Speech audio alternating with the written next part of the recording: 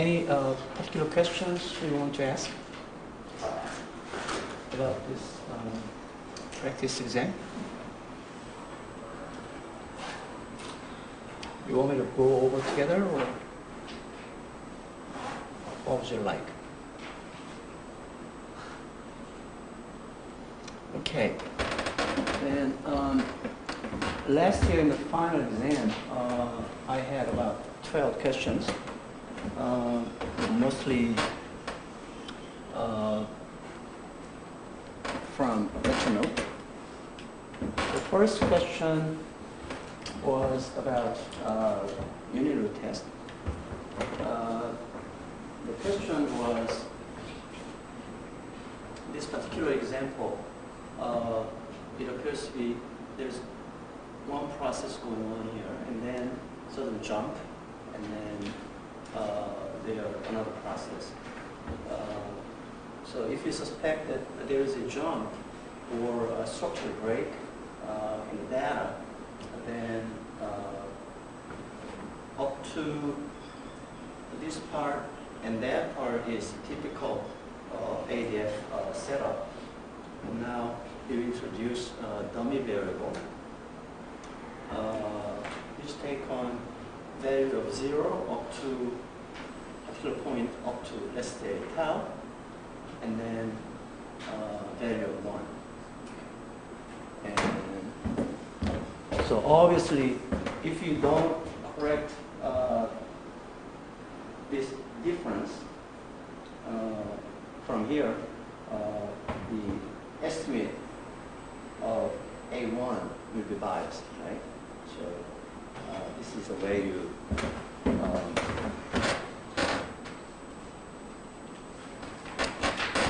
change the specification. Obviously, the distribution will be a little bit different from standard case, so you need to refer to the appropriate table to make inference if this is the case. Okay.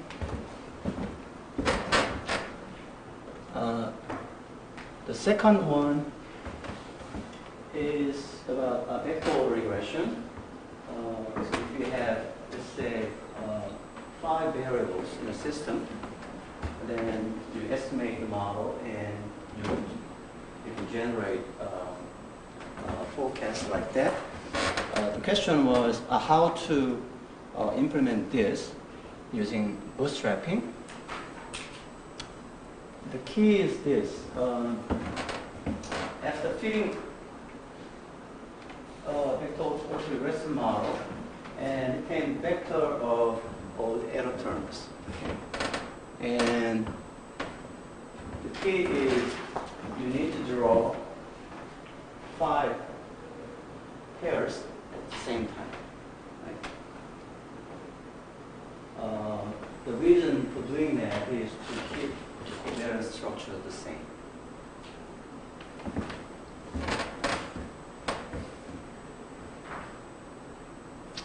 Okay. And then the question about principal component analysis. So if you have n-dimensional vector as a data, and if you calculate covariance matrix, omega, then the question was, when you calculate eigenvalues out of this, what is the sum of that eigenvalues? We learned that that's basically the sum of a diagonal element of covariance matrix. So the total variance. So to reduce the dimension, typically instead of modeling n variables separately, we can look for some number less than n by looking at the size of this. So we know that the first principal component will have the largest eigenvalue, And so if you start calculating lambda I divided by sum of this, then you can see its contribution, principal components contribution to the explanation of total variance. So that's basically a very simple question.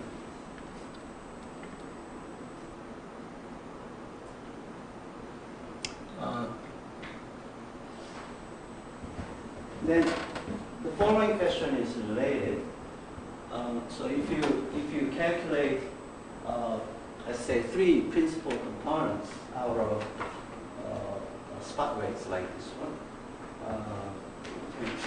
and the question asks how to interpret them. We know that the first one is a level, the second one is slope, the third one is curvature, right? So this question basically asks you whether you understand what do you mean by slope and curvature. Okay. Also, because interest rate is typically a non-stationary time series, you need to take appropriate differencing, right? So you calculate, you pick, let's say, 10-year spot rate and 3-month spot rate, and the difference is slope, right? But this variable, slope, is still non-stationary, so we take first difference. Right? And curvature is to look at short maturity one, 3-month spot rate, and let's say 15-year spot rate. And this is in the middle somewhere, so let's say 2-year spot rate. So 2 times middle point, and subtract that, subtract the sum of these 2 in long rate. So you are comparing, say, this value and that value.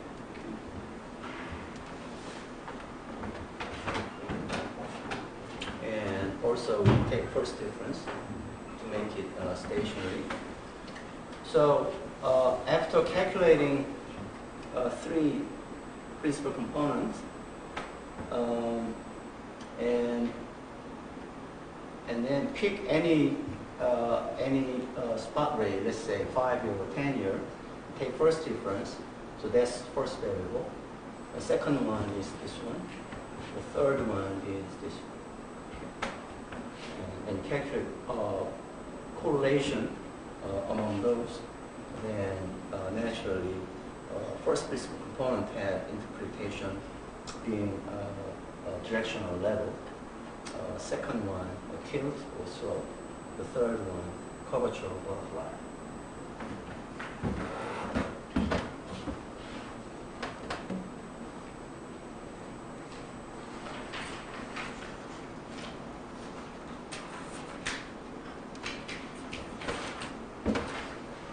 Question 5 was asking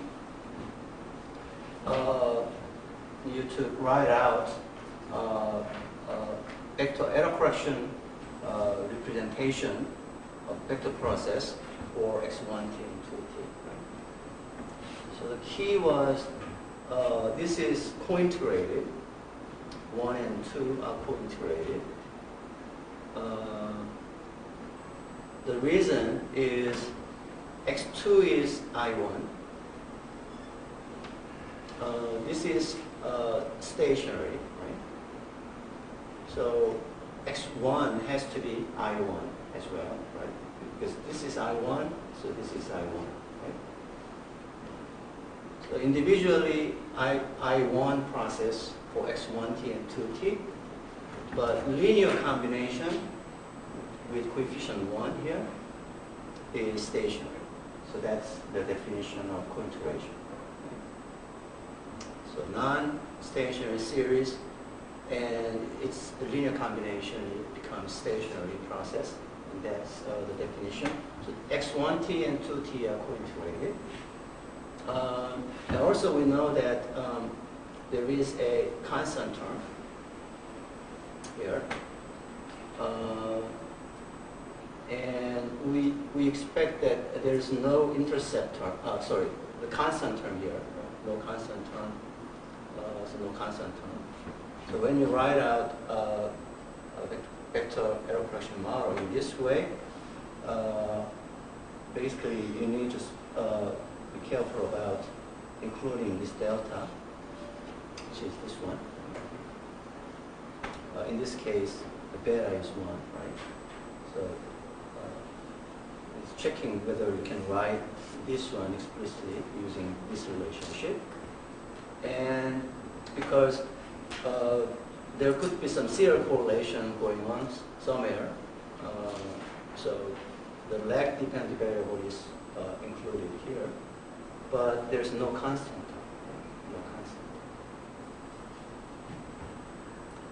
So if we had some constant term here, then there might be some constant term. So in EB's term, this is option 2. Option 2.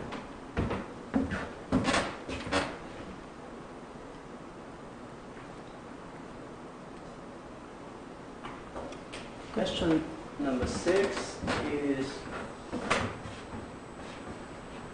about state space representation. So this is well-known FAD model in financial economics literature.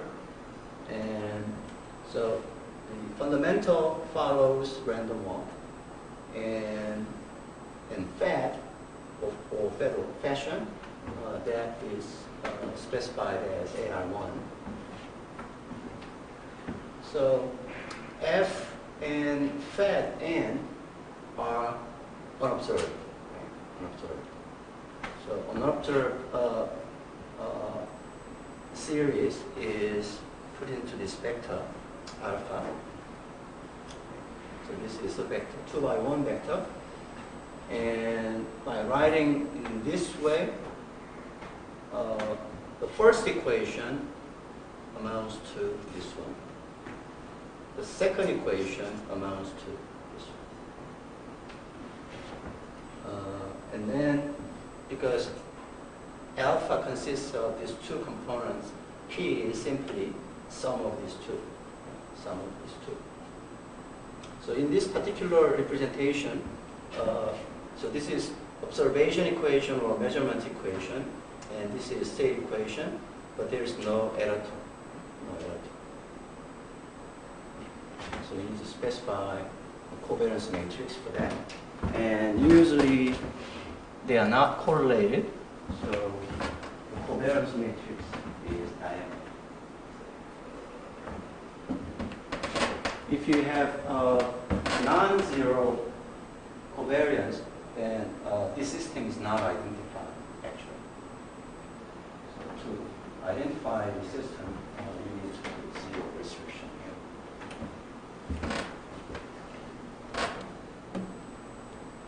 Question number 7 is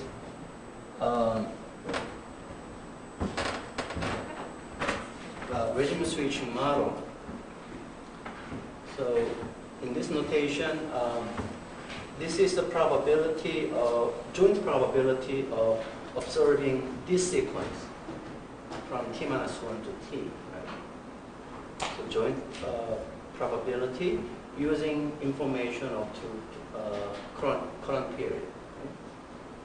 The question was, what is then the probability of this event?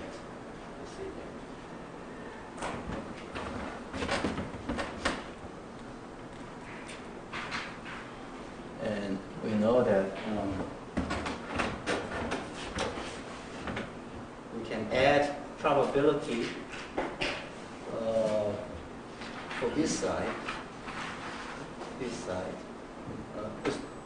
because if you have state either 0 or 1, So 0, 1, 0, 1. So there are four possibilities, right?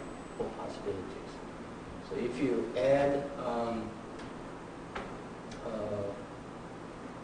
sum these probabilities over this possibility, then what you're left with is the probability of this side. And log likelihood function is simply the denominator of this expression, this side.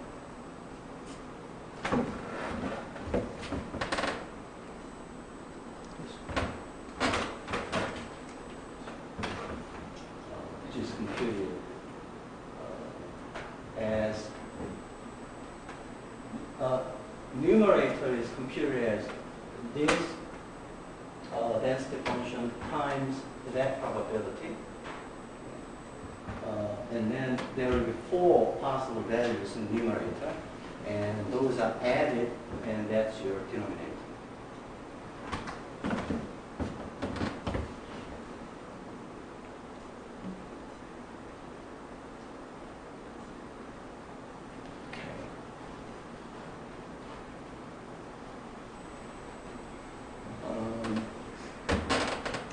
Question number 8 is about nonlinear model. This particular question is about multilayer cepstron model, where the first one indicates this is AR1 process. AR1 process. And this one means we have one layer. One layer. By layer, what we mean is if you have 3, then this information is transformed through this function G, for instance, logistic function. Right? Logistic function.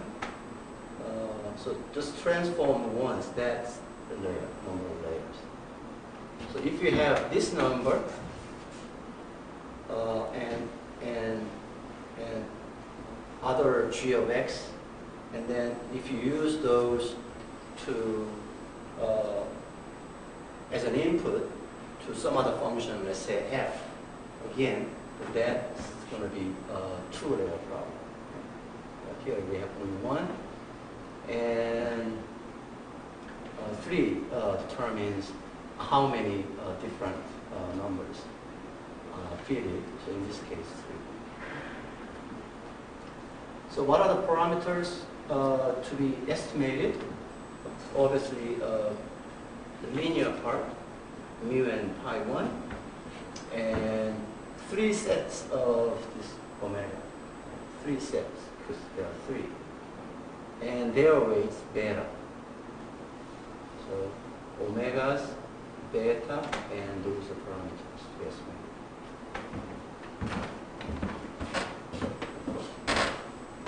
So this one is typical non-linear least square problem, but usually because of this feature, right, using same x but different weights, so it's difficult to identify this kind of system.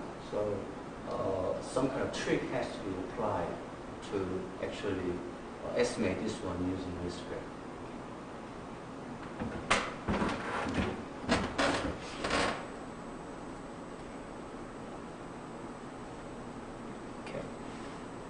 Question number 9 was asking how to estimate threshold autoregressive model. In this case, threshold is 0. So if previous value is greater than 0, then this is the right AR1, and less than equal to 0, then this is correct AR1 process. So how to estimate this alpha 1 and alpha 2? Then we create indicator variable like that. It's explained below here.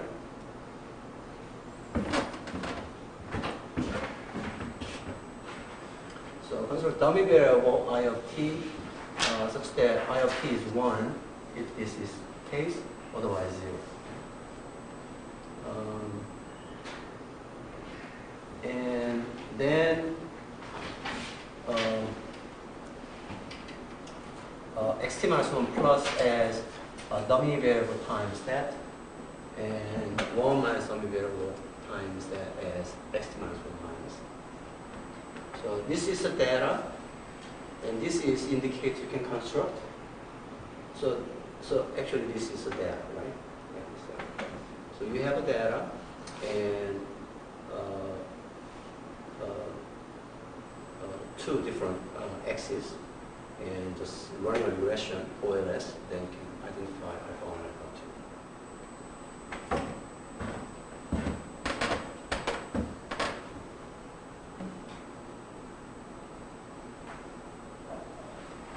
And question number 10 was about variance ratio. So under the null hypothesis of random return, correlation is going to go 0, right? So this one drops out, so it has to be 1 for every k. And I showed you Bartlett's approximation for the variance of this statistic, variance of variance ratio statistic, which is biased when sample is small, or heteroscedastic, or others. So how to simulate this variance ratio, correct standard deviation of this variance ratio is to either bootstrap or randomize. So destroy any kind of order there might be in my present in the return series. So shuffle the data, and then we know that that's a random return, right? Because even if there's any small correlation, by shuffling or randomizing or bootstrapping, you're destroying that order, right? So calculate new variance ratio using that sample data.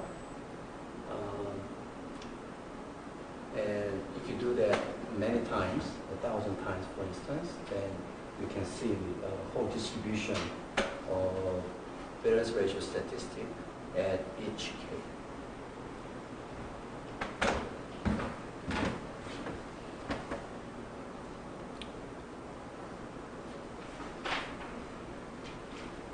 Question 11 was how to simulate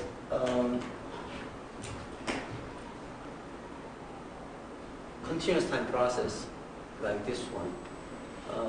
And the key was this is what we call the Euler-Maruyama approximation.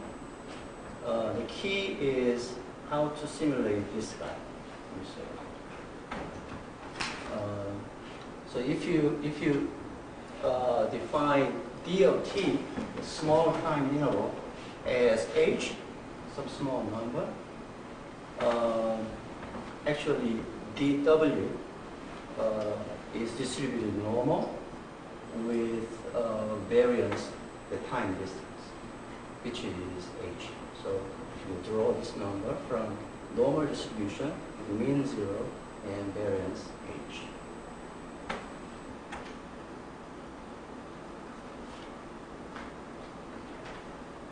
So how to draw numbers from normal distribution with mean 0 and h, let's say 0.0001. How to generate that?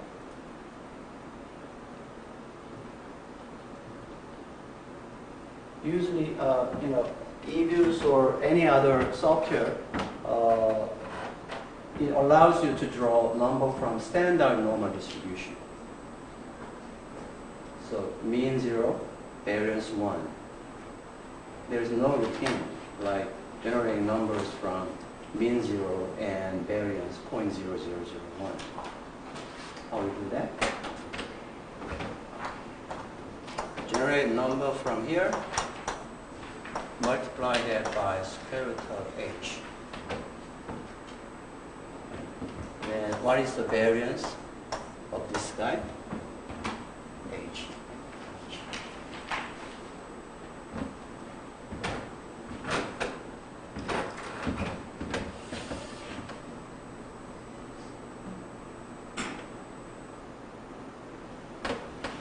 And question number 12 is about small sample bias.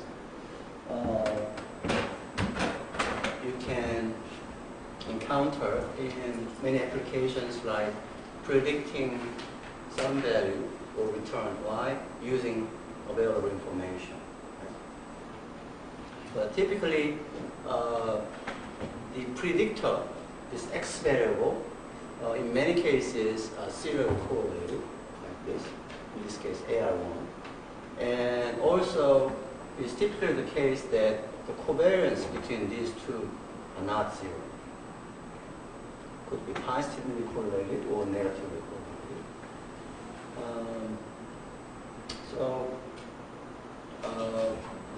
Obviously, intuitively, we know that this, if you apply least square on this equation, estimate for beta is biased in a small sample, because if you assume y equals to x itself, then this is x, x on x, t minus 1.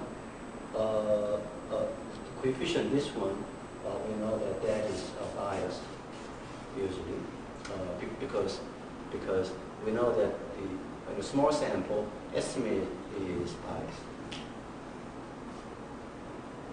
So if covariance is not zero, then the bias will be either positive or negative, depending on the sign of this one.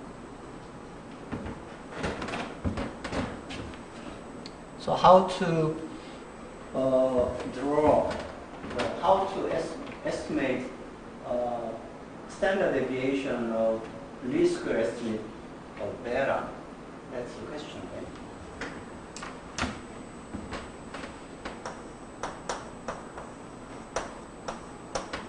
So that was the question.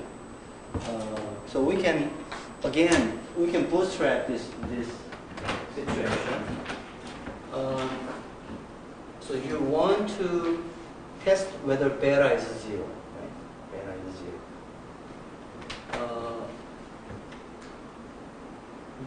To simulate this model, let's assume some numbers for this, for the variance, or other variance.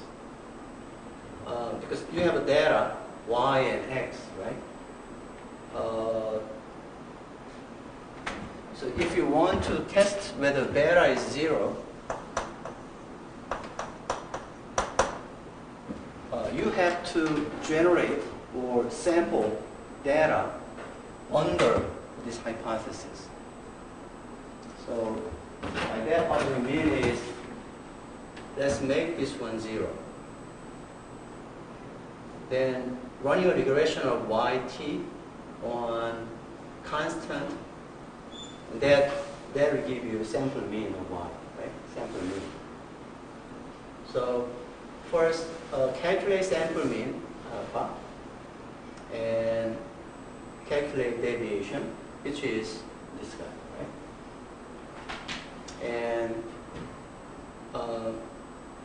And then you can shuffle this data, right? Shuffle this data, put it back, alpha, and create mu y. So given alpha, you shuffle this and create new data, and then run a regression of this on xt minus 1. Because you assume that because you destroyed any order here, time order here, so you should find zero all the time, right? But in a finite sample, you may have some different values. So by by shuffling, you can find some distribution of beta, right, under the null hypothesis.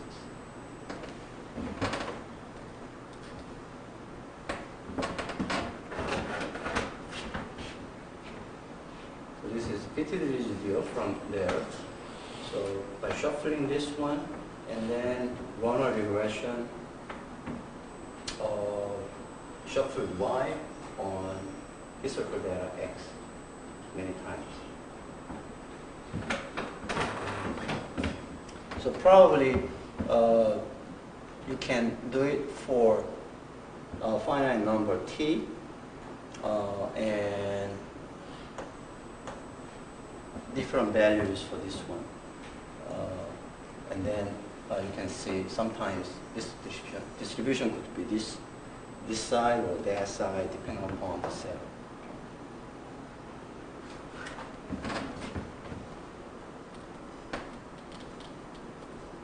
So that was 12 questions and pretty much cover what we've done throughout the second half of the semester.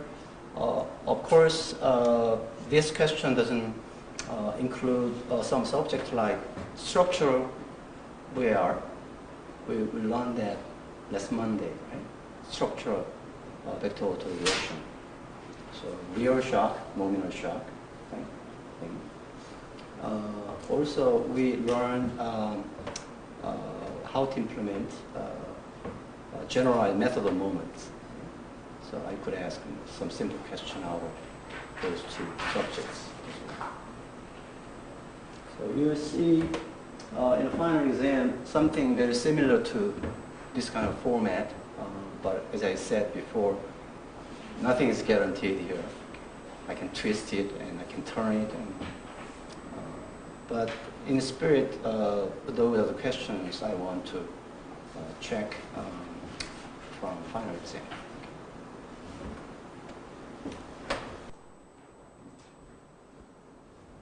As I mentioned, I try not to ask questions that has material you have to memorize things. Usually something that you need to interpret things, or and I prefer the latter than something, just memorize something and just duplicate. I don't like that part. So go through lecture material once, and I think that should make you prepared for the final exam.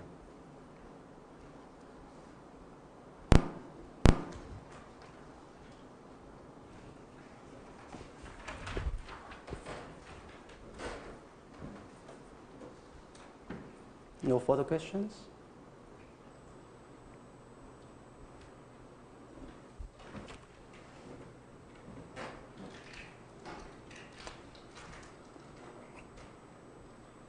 Okay, then good luck to everyone. And I thought I enjoyed this course. Hopefully you did too.